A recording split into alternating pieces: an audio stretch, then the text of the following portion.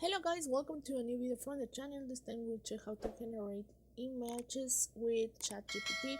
So let's start. For generate images with ChatGPT, you need to get the pro version, that is with a cost, of course. So if you want to free, you can do it. So it's necessary to subscribe.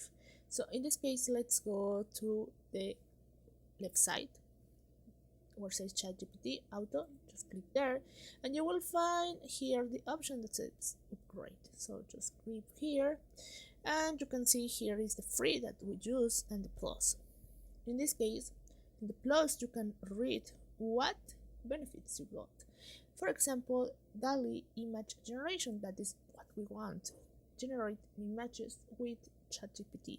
So if you want to this option, you can upgrade and pay $20 per month. So it's necessary for getting the pictures on ChatGPT, get the plus plan. Well guys, I hope this information works for you. Thank you for watching this video. Remember to subscribe and give like to this video.